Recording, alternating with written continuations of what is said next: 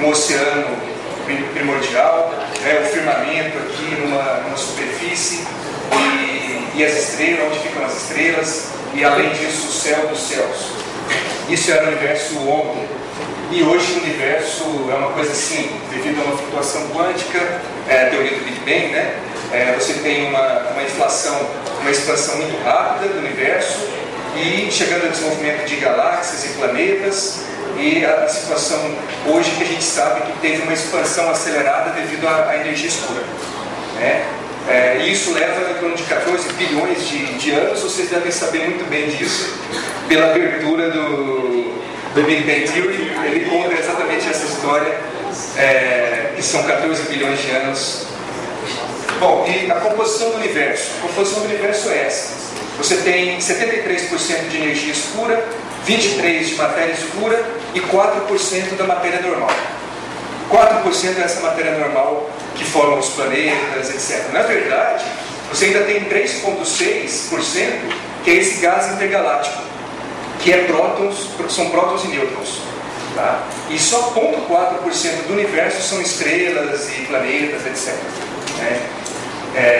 Bom, a matéria escura vocês sabem o que é. É uma matéria que o efeito gravitacional dela é perceptível, é observável, né? Mas a gente não sabe o que é. E como o Ricardo falou, eu só falo de neutrinos. Um candidato bom para isso daqui pode ser neutrino estéreo, tem um sabor especial do neutrino. E a energia escura é o que faz essa expansão acelerada do universo, que deveria estar desacelerando, né? Mas está acelerando. Outras fontes, isso aqui é muito dependente de modelo, então outros modelos colocam que é 75% de energia escura, 21% de matéria escura, mas sempre a matéria normal são 4%. Né? Então nosso objetivo é o seguinte: em física de partículas nós estudamos as partículas elementares que compõem a matéria, mas com isso a gente tem pistas do que é a matéria escura, do que é o resto, né? A estrutura do universo a gente descobre através da investigação de física das partículas elementares. Bom, as perguntas que a gente tem que responder, que a gente quer responder, é do que é feita a matéria, né? Quais são as partículas realmente elementares, as mais elementares, as que não são constituídas por outras partículas. Aí a evolução desse conhecimento remonta dos filósofos da natureza e vai pela física da matéria, moléculas, átomos, núcleos, partículas. Aqui são os 4 elementos que os filósofos da natureza acreditavam que formavam tudo ao nosso redor. Né? O Thales e o Anaxímenes acreditavam que existia um único elemento básico e que esse elemento, no caso do Anaxímenes, o ar, se ele tivesse um pouco mais denso, era a água. Mais denso a terra, menos denso era o fogo. E assim por diante. Né? E o Empédocles já acreditava que tudo era formado por 4 elementos básicos, em diferentes combinações. Se você combinava terra com quente, você tinha alguma coisa aqui. Algumas coisas da terra encaixavam aqui, e assim por diante. O Demócrito é que vem, que vocês conhecem bem, o Demócrito é que vem com a ideia de que todas as coisas são constituídas por átomos, na verdade por pequenas pedras minúsculas, invisíveis, cada uma delas sendo eterna e imutável. E ele desenvolveu o conceito de átomo, né? Que significa indivisível. Ou seja, nós hoje, os particuleiros, né, eles estão procurando os átomos, porque não é o átomo da química que a gente convencionou chamar de átomo. Aquele átomo a gente sabe que tem uma estrutura, ele não é indivisível. A gente está procurando agora os verdadeiros átomos, o que o Demócrito chamou de átomo, né, que são as partículas elementares. Essas sim, supostamente indivisíveis. Bom, mas se você pensar, nada disso daí é física. Agora vamos entrar para a física. Isso aí é filosofia, tem ideias e conceitos úteis, foram e são úteis, mas agora vamos à física. E aí eu preciso para a física pensar numa pedra grande que eu vou começar a quebrar. A ideia de todo particuleiro é essa, né? Você tem uma coisa grande e vai começar a quebrar para descobrir as coisas menores. E para exemplo, eu peguei a Pedra Goiana. Já ouviram falar na Pedra Goiana? É uma pedra no município entre Goiás e Moçambique, e foi destruída por vândalos, e ela ficava suspensa aqui nisso daqui. Então assim, se a gente quebrar essa pedra em pedaços menores, o que acontece? Na verdade foi feito isso, né? Não com esse propósito, mas... Então a ideia é, se você quebrar isso em pedras cada vez menores, mas aí a técnica, eu vou ter que contar a história para vocês. Vocês vão chegar nos átomos, que são compostos por núcleos, né, por um núcleo, e aqui eu estou colocando a escala de tempo, 1910, o modelo do Bohr, na escala de 10, né, na verdade 12, 13. Aí você tem um núcleo, que é da ordem de 10 a menos 14 do metro. Você tem o núcleon, que são prótons e nêutrons, da ordem de 10 a menos 15, né, o próton e o nêutron. Aí você tem os quarks, e eu não estou colocando o quark isolado ali, porque ele não pode ficar isolado. Então eu estou colocando ele junto com outros dois. E o futuro a gente não sabe. Não existe nenhuma evidência de que há uma estrutura além do quark, mas a gente nunca sabe. E aqui eu estou mostrando os 6 quarks e os 6 antiquarks que nós conhecemos. E tudo nos levou a construir essa tabela periódica aqui. Ó. Essa tabela periódica que vocês conhecem e essa é a tabela periódica da física de partículas.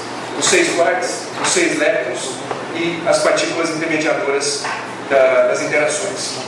Está faltando o bóson de Higgs aqui. O bóson de Higgs, eu vou colocar no último plot, mostrando que ele tem que ser incluído. Então, agora eu tenho que falar uma coisa a respeito de energia. Física de partículas também é chamada de física de altas energias. E por que altas energias? Por 2 motivos. Primeiro, por conta de resolução espacial.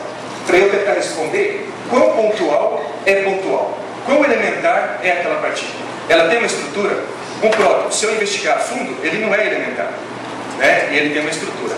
E assim vai. Tá? Então, isso daqui, quanto maior o momento, maior a sua resolução, como um microscópio. E o segundo motivo é a produção de partículas mais massivas. Você consegue, em física de altas energias, produzir, a partir de energia cinética, você converte em energia de repouso. E energia de repouso vai refletir numa massa de partículas. Ou seja, eu consigo criar partículas que não existem na natureza no dia a dia.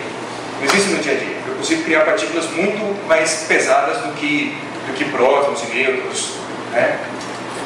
E a unidade que eu vou trabalhar o tempo todo é o eletronvolt. O eletronvolt, eu acho que vocês sabem, a energia ganha por um elétron, uma carga tenha uma carga, né? Quando submetido a um potencial de 1 volt. Só que a escala do que eu vou usar é, na verdade, a escala de TeV para cima. GeV-TeV. Né? O TeV é 10 a 12 eletronvolts. É uma energia muito alta. Bom, e a gente faz esses dois tipos de física de altas energias. O que a gente chama de física de altas energias mesmo, que é usando aceleradores de partículas, que está na escala de TeV, 10 a 12 eletronvolts. E tem a física que é tão alta energia, mais alta energia ainda, que a gente chama de ultra alta energia, que é com raio cósmico. Tá? Raio cósmico, que é 10 a 20 eletronvolts. 8 ordens de grandeza maior. Eu não estou falando 8 vezes maior, 8 ordens de grandeza. É 10 elevado a 8 vezes. Né? E aqui, raio cósmico é o seguinte: tem um núcleo viajando pelo espaço e ele eventualmente vai entrar na atmosfera terrestre, colide com alguma partícula da atmosfera e produz um chuveiro. A gente chama um chuveiro, né? uma cascata de partículas. Colide com uma, produz outras partículas muito energéticas que colidem com outras, e essas partículas são instáveis, daí elas decaem e vai produzindo essa coisa que chega muito grande aqui. Aqui está meio escuro, mas você consegue ver que vai chegar muitas partículas aqui na superfície da Terra. Um brasileiro, César Latz, eu vou falar um pouco sobre ele, ele descobriu uma dessas partículas, o Meson Pion. Aqui no Instituto nós fazemos física de partículas nessas duas áreas, usando aceleradores de partículas e com raios cósmicos. Tá, e o que a gente mede? A gente faz uma observação de partículas novas. Você pode observar partículas novas, você pode medir a massa da partícula, o tempo de vida dela, qual é o tempo de vida, os decaimentos. O nêutron, você sabe que o nêutron decai em próton, elétron e neutrino, né? Mas as outras partículas mais pesadas, elas decaem em diferentes canais. Ela pode decair em duas outras partículas, em 3 outras, e assim vai, né?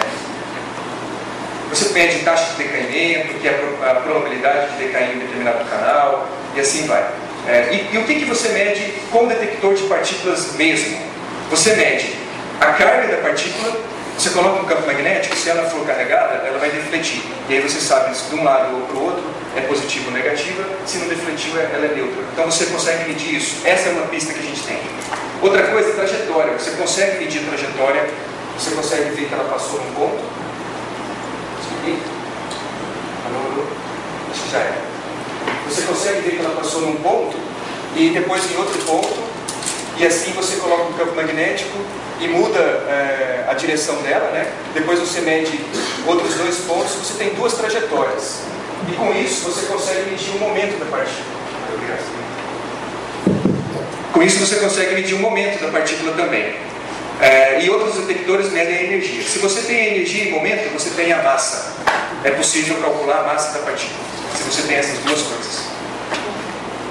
Tá, e no final das contas você monta essa estrutura aí, que é aquela mesma tabela que eu mostrei já, os leptons, com as propriedades dos leptons que nós conhecemos, os quarks, as suas propriedades, os bósons que intermediam as forças, a força eletromagnética, a força forte, a força fraca, né? A gravitacional não é quantizada, ela está fora daqui, e assim vai. Bom, e a primeira partícula, a história vocês conhecem. É muito simples a descoberta, mas é genial ao mesmo tempo. É a descoberta do Thomson. Ele não construiu o tubo de raios católicos, mas ele usou isso daqui, que é você colocar uma diferença de potencial. Aqui estão os dois eletrodos, e num recipiente onde se coloca, onde se faz vácuo, coloca um gás muito tênue. E o que eles percebiam é que havia um feixe de luz que você via aqui nesse polo. Tá? E como parecia que as partículas saíam do catodo, chamaram de raios catódicos. Por uma série de propriedades que o Thomson observou, ele descobriu isso daí, o elétron. E não só fez isso daí, ele descobriu que aqueles raios catódicos eram elétrons, porque eles eram defletidos, tinha carga negativa. Aí ele conjecturou a existência de uma partícula, não era raio, era uma partícula, e ele chamou de elétrons. A partícula em si ele chamou de corpúsculo, a carga ele chamou de elétrons. Depois ficou conhecido tudo como elétron, né? E ele não só fez isso, ele montou o primeiro modelo atômico que nós conhecemos, que é esse que a gente chama na escola de pudim de passas, né? pudim de ameixa, que é toda a carga positiva e a massa está distribuída de forma uniforme numa esfera, e os elétrons são como se fossem uvas passas que estão no meio desse pudim, né? É um modelo. Só que assim, se você calcula o espectro de radiação emitido por esse modelo, está errado, né? Ele não bate com os resultados experimentais. Aí vem um outro cara, que é o Rutherford, e bolou esse modelo aqui, esse experimento aqui. Ele tinha uma fonte radioativa, ele usava o elemento rádio mesmo, colocado numa caixa de chumbo com um pequeno orifício, que aí quando as partículas alfa saíam, elas saíam colimadas, elas saíam como se fosse um feixe.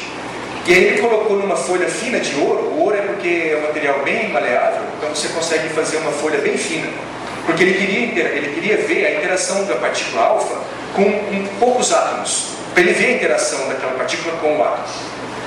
E aqui é uma tela de sulfeto de zinco, que aí é perceptível no escuro, você vê quando se atingiu, se a partícula alfa depois atingiu aqui, ou tem um impacto aqui, fica uma luzinha bem tênue, mas dá para perceber. Aí diz a lenda, das histórias engraçadas da física, que o Rutherford ficava durante o dia, né, trabalhando nesse experimento, montando, porque para calibrar isso era bem complicado e tal, e alguns alunos dele ficavam numa sala escura para deixar o olho bem assim, para acostumar com a escuridão, e aí na hora de medir, aí ele deixava os alunos lá para ir marcando onde que a partícula atingiu, né?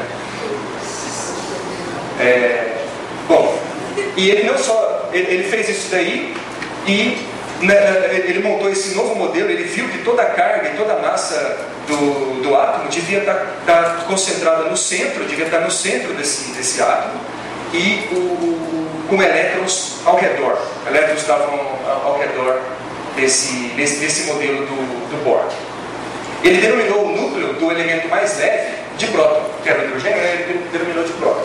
Então isso aqui é a descoberta do próton. Então já temos duas partículas, elétron e próton. Na verdade a gente já tem uma outra que eu não vou poder contar a história, que é o fóton. O fóton começou um pouco nessa época e um pouco antes, mas é uma outra partícula.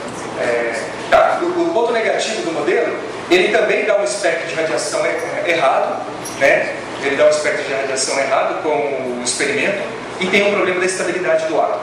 O átomo, o elétron, quando ele faz essa curva, ele vai emitir radiação, vai perder energia, vai ficar numa órbita cada vez menor, e aí não teria estabilidade do átomo. Então tem alguma coisa errada com esse modelo também.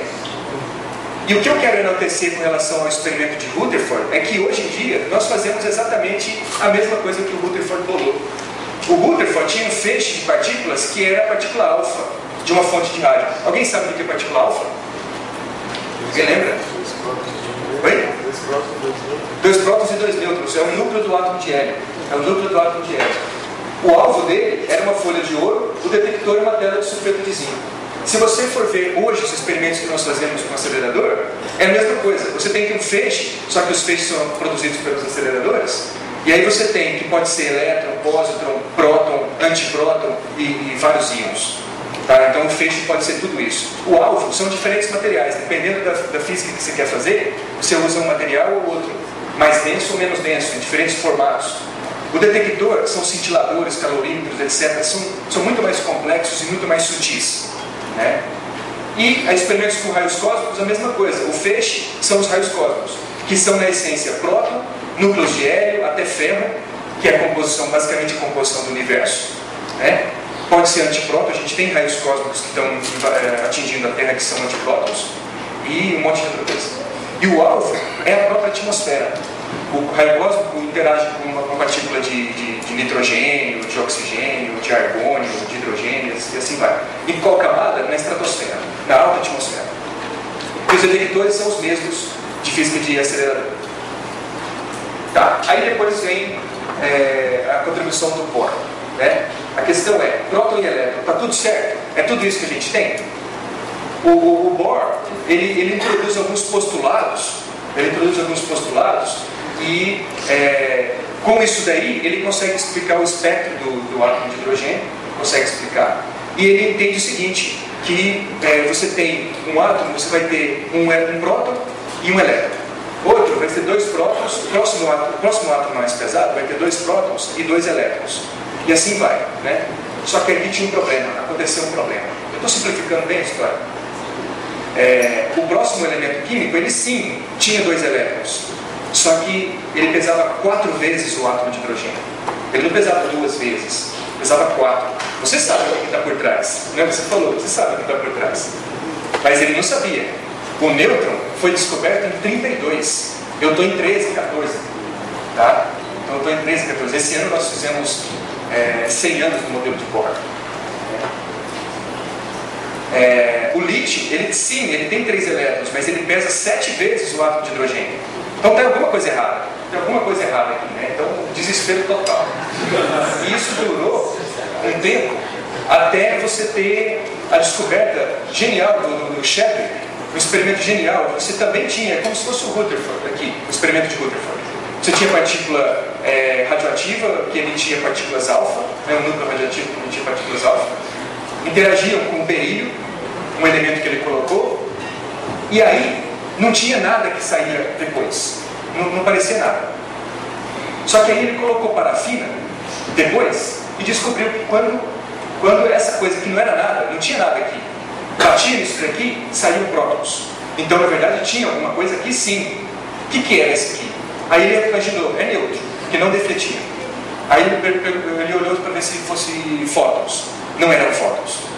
E aí, ele, com um monte de estudos, ele viu que devia ter um momento, uma massa muito parecida com o do próton. E aí, então, ele descobriu o nêutron. Então, o que estava acontecendo era, a partícula alfa colidia com o berílio, transformava carbono e produzia nêutron. O nêutron colide com a parafina e vai produzir alguma outra coisa e vai arrancar próton. Tá? Então, era essa cadeia que estava acontecendo. E aí, a coisa fechou. Aí ficou ótimo. Você tinha um hélio que tem 2 prótons, sim, mas ele tem 2 nêutrons também. O lítio, ele tem 3 prótons, mas ele tem 4 nêutrons, então por isso explica ele pesar 7 vezes o hidrogênio. Né? E aí vem a percepção também de que você tem isótopos, né? O mesmo número de prótons, mas diferentes números de nêutrons. Ótimo. Isso aí é o período clássico. O período clássico. Em que a descoberta do nêutron representa isso, o fim do período clássico. Você tem aqui prótons, nêutrons e elétrons. nesse modelo daí. Nesse modelo. Só que aqui, na verdade, em 32, a mecânica quântica já tinha evoluído e a gente não tem um modelo atômico como esse aqui, um modelinho planetário de órbitas, trajetórias aqui que você vê exatamente a trajetória, você não tem exatamente isso. Mas em termos de eu mostrar para vocês quais são as partículas elementares nessa época, são essas três, mais o fóton. Tá? Esquecemos do fóton, vou fazer uma apresentação do fóton em 15 segundos. O fóton, ele foi o Planck deu a primeira ideia, o primeiro postulado da existência de uma quantização da energia por algum motivo das paredes da cavidade das paredes da cavidade de um corpo aquecido termicamente, esse corpo emitia radiação. O Einstein depois ampliou isso e falou assim que não era por algum motivo da parede da cavidade, mas a própria radiação em si era quantizada, e depois aplicou isso em alguns fenômenos e conseguiu explicar perfeitamente a existência desse fóton. Então nós temos 4 partículas, mas aí entra o período médio, que é a história que eu vou contar para vocês. Aqui começa a coisa interessante. São 3 grandes ideias que surgiram nessa época. O meson do Yukawa, tá? Vocês vão ver o porquê. Você já deve ter pensado, como é que eu posso ter prótons ligados com outro próton dentro do núcleo? Uma repulsão tremenda, porque é positivo com positivo. E eu tenho nêutron lá, que nêutron? Qual o papel dessa coisa lá? E parece que eu tenho que ter, no átomo de hélio, parece que eu tenho que ter um nêutron. Coisa meio estranha isso daí. O pósitron do Dirac, o pósitron é a antimatéria, é a antipartícula do elétron. Tem o elétron e tem o pósitron. E o neutrino, claro, tem que falar do neutrino do Pauli. Tá. O problema é o seguinte, o meson de Yukawa, vamos começar por isso daí. O que mantém o núcleo coeso? O que mantém? Como é que explica? Os prótons deveriam se repelir. Deve haver, então, uma força que é mais forte do que a força eletromagnética, a repulsão eletromagnética. Tem que ser mais forte. E por falta de criatividade, os físicos chamaram isso de força forte. O nome dela é essa, força forte.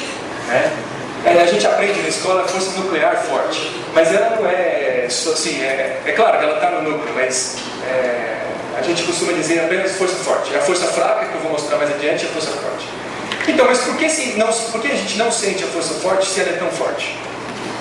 Na verdade, a gente só sente a força eletromagnética gravitacional. É isso que a gente sente, são essas duas coisas. E essas duas forças a gente sente porque elas têm alcance infinito. Eu não vou poder entrar muito em detalhe, mas isso aqui vai ser importante para eu pensar que o que rege a força forte é uma partícula que tem massa. Diferente da força eletromagnética, que é o fóton sem massa, aí tem alcance infinito. Na força forte eu tenho que ter uma partícula que tem massa e o alcance é muito curto. O alcance só fica dentro do núcleo, só fica ali na escala, na ordem do núcleo. Então o Yukawa pensou isso aí para essa partícula. Ele pensou o seguinte: prótons e nêutrons são atraídos uns aos outros por um campo. É o campo eletromagnético. Elétron e núcleo é um campo elétrico. Lua e Terra são atraídos por um campo gravitacional. E ele pensou, esse campo dentro do próton e dentro do nêutron também deve ser quantizado. Deve ter uma partícula intermediadora. E ele calculou a massa dessa partícula e viu que ela devia pesar 300 vezes a massa do elétron. O próton, ele pesa 2000 vezes a massa do elétron. Então você tem o elétron, tem o próton que pesa 2000 vezes, e ele pensou numa coisa que pesa 300 vezes. Tinha que descobrir uma partícula superior. E meson significa peso médio. Então você tem o seguinte: elétron, que é levinho, é um lepton, é peso leve. Bário são prótons e nêutrons, isso significa peso pesado. Ele teorizou a existência de uma coisa que seria um peso médio. Só que estava com um problema, nenhuma partícula foi observada em laboratório. Então você só tinha o mais pesado e o mais levinho, não tinha ninguém aqui no meio. Esse era o problema. E o próprio Yukawa pensou: a teoria não está correta, está errada essa teoria. O próprio Yukawa pensou. Só que isso daí, veja, isso daí foi em 34. Isso aqui foi em 34. Em 1937, 3 anos depois, estudos com raios cósmicos. Vou contar rapidamente como começou o estudo com raios cósmicos. Isso começou em 1911, por aí, os primeiros estudos com raios cósmicos. Físicos muito corajosos, né? Geniais, eles faziam o seguinte: tem um detector, um equipamento que se chama eletroscópio. Você carrega ele, coloca a carga elétrica e 2 hastezinhas, por repulsão, elas vão ficar levantadas assim. Se acontece alguma descarga, elas voltam. Aí elas não estão mais fazendo repulsão uma com a outra, né? E aí eles descobriram que quando você carregava o eletroscópio, algumas vezes, sem querer, o eletroscópio descarregava. Né? O eletroscópio descarregava. Aí o que está acontecendo? Aí começaram a pensar, são coisas que vêm da própria Terra. A Terra está emitindo alguma coisa que faz descarregar isso daí. Aí os caras pensaram o seguinte: eu vou levar o eletroscópio para uma altura bem grande. E subiram na Torre Eiffel, subiram em vários locais assim para ver se diminuía essa coisa do eletroscópio descarregar. E não aconteceu nada disso, né? Estava meio estranho. Aí eles começaram a subir em balão e altitudes que você não pode imaginar a coragem desse pessoal subir em balão sem proteção alguma. Estou falando de 1910, 1911. E eles subiam altitudes muito grandes. E sabe o que o Victor Hess descobriu? Que, pelo contrário, quando você aumenta a altitude, parece que está havendo mais eletroscópios descarregando. Então, essa radiação, essa coisa que está acontecendo, ela não tem origem na própria Terra. Ela tem origem extraterrestre. Vem alguma coisa de fora. Isso é descoberta de 1911. Ele descobriu isso, né? Em 1937, a turma, essas duas duplas, né? 2 duplas de 2, aqui o Anderson Undermeyer e o Fritz Stevenson, eles observaram partículas com massa intermediária, tal como o mesmo e o Cal. Ótimo, né? Tudo estava em ordem. Os caras em 37 utilizando raios cósmicos, com experimentos em balão, ou subindo no alto de montanha. E ano que vem a gente vai ter um detector de muons, detector de raios cósmicos aqui no Instituto.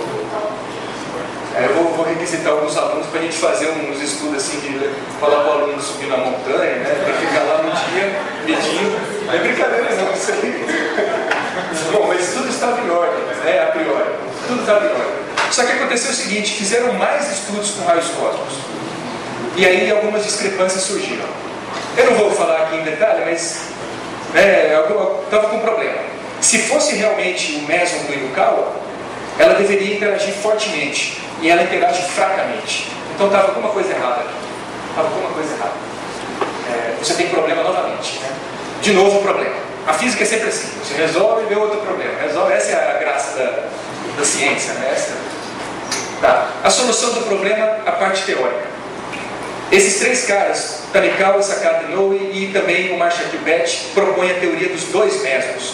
Na verdade, ele pensou o seguinte: tem 2 mesons. Tinha um que era o Pion, que era o meson do Yukawa, e outro muon, que esse meson pi decai nesse outro aqui. Mais alguma coisa. Tem que ter mais alguma coisa por conservação de energia no momento. E aí, essa é a primeira solução.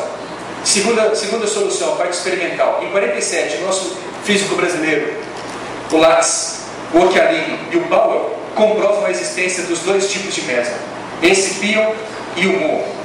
Certo? E esse muon, eles eram observados no nível do mar. O pion, lá na altitude. E o muon, ele era impostor. Ele estava confundindo a turma, achando que era tudo a mesma coisa. Não, mas eram 2 partículas. Então tudo fechou. Eles descobriram o meson pi, supostamente o meson de Yukawa, supostamente o que faz o papel da força forte. Depois a gente descobre que não é nada disso, mas é uma partícula. Descobre que é uma partícula. E ainda descobriu o muon. O muon que é tão importante para a física de partículas hoje. E por que o Powell, que era do grupo, esse que era o líder do grupo, por que ele recebeu o prêmio Nobel e o nosso físico César Lattes brasileiro não recebeu? Por quê? E se você olha lá no site do Nobel, ele ganhou o prêmio Nobel pelo desenvolvimento do método fotográfico para estudar processos nucleares e também pela descoberta sobre os